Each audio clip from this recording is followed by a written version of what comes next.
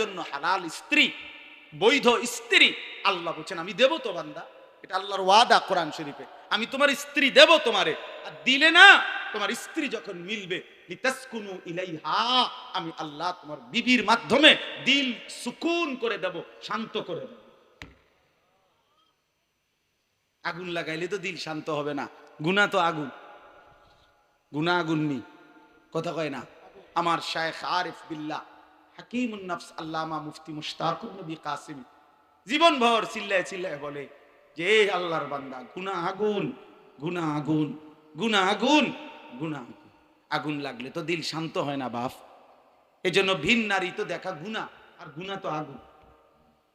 হারাম ছবি দেখা তো গুনাহ, নারী দেখা তো গুনাহ, নর্তকীর নাচ দেখা তো দোস্ত গুনাহ। আমি কেমনি বললে বুঝতে, আরো যদি কাছে পাইতাম একলা আরো কইতাম। এখন তো সব হুজুর মাওলানা ওলামা বয়স্ক মুরব্বী, আমার তো শরম লাগে একটু বেশি।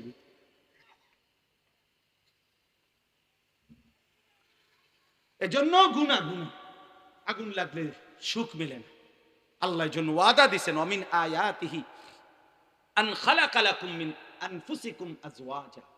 আল্লাহ বলছে তোমাদের দেহের অংশ থেকে আমি তোমাদের স্ত্রীকে সৃষ্টি করেছি, লিতাসকুনু ইলাইহা। আল্লাহ বলেন আমি যাকে তোমার স্ত্রী হিসাবে হালাল ভাবে দেব, আমি তার দ্বারা তোমাকে শান্ত করে দেব। ওয়া জাআলা বাইনাকুম মাওয়াদ্দাতান ওয়া রাহমা। আল্লাহ বলেন এবং আমি আল্লাহ নিজে স্বামী স্ত্রীর মধ্যে ভালোবাসা এবং দয়া মায়া দিয়ে দেব। মাওয়াদ্দাতান ওয়া রাহমা, মাওয়াদ্দাতান ওয়া রাহমা আমি দিয়ে দেব। আল্লাহ তাআলা কোরআনে বলছেন, রাহিম দেখায় আরো আছে,